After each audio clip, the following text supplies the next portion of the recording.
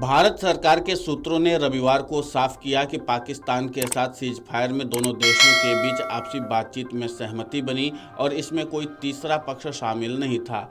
सूत्रों ने बताया कि 8 हवाई ठिकानों को नष्ट किए जाने के बाद पाकिस्तान को एहसास हुआ कि भारत का इरादा गंभीर था।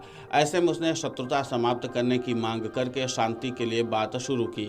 इन सूत्रों ने कहा कि किसी तीसरे पक्ष के हस्तक्षेप की कोई आवश्यकता नहीं थी और वास्तव में अमेरिकी विदेश मंत्री मार्को रूबियो ने विदेश मंत्री एस जयशंकर को फोन करके बताया कि भारतीय मिसाइलों से हमला किए जाने के बाद पाकिस्तानियों को संदेश मिल गया है।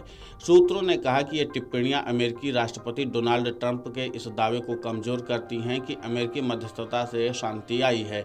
इन सूत्रों ने कहा कि ट्रंप अतिशयोक्ति के आदी हैं। सूत्रों ने कहा कि भारत और पाकिस्तान के सैन्य संचालन महानिदेशकों के बीच सहमति बनी और इसमें कोई तीसरा पक्ष शामिल नहीं था।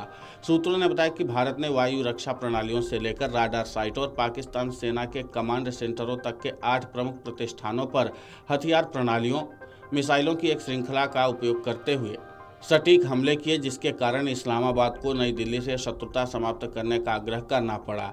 अमेरिकी राष्ट्रपति ने शनिवार को भारत और पाकिस्तान के बीच सभी सैन्य कार्रवाइयों को रोकने के लिए बनी सहमति का श्रेय लेते हुए कहा कि दोनों पक्ष अमेरिका की मध्यस्थता में एक लंबी रात की बातचीत के बाद पूर्ण और तत्काल युद्ध विराम पर सहमत हुए।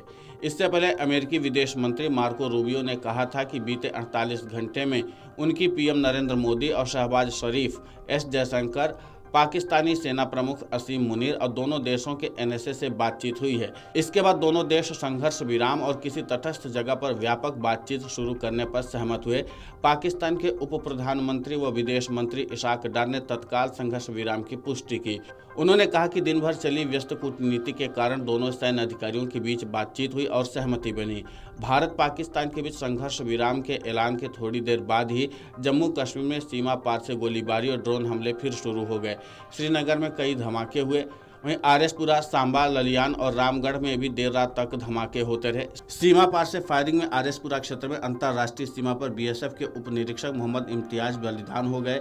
हमले में 7 अन्य जवान घायल हुए हैं। सभी सैन्य अस्पताल में भर्ती हैं। पंजाब, राजस्थान और गुजरात में भी कई धमाके हुए हैं।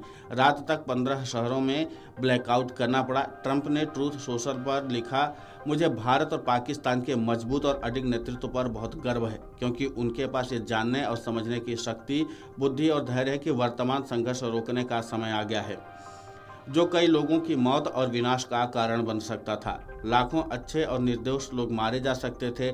आपकी विरासत आपके बहादुर काम से बहुत बढ़ गई है। मुझे गर्व है कि अमेरिका ने आपको इस ऐतिहासिक और वीरतापूर्ण निर्णय पर पहुंचाने में मदद की। अभी चर्चा नहीं हुई है, लेकिन मैं इन दोनों महान देशों के साथ व्यापार को काफ़ी हद तक बढ़ाने जा रहा हूं।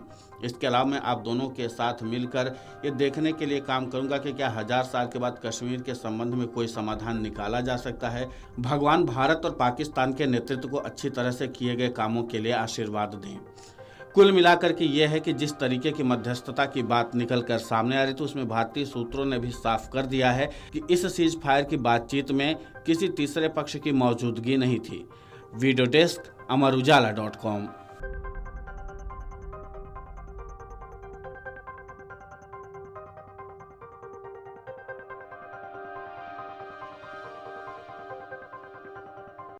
अगर आप ये वीडियो YouTube पर देख रहे हैं तो हमारे चैनल को सब्सक्राइब कर बेल आइकन दबाएं और Facebook पर देख रहे हैं तो हमारे पेज को लाइक करें।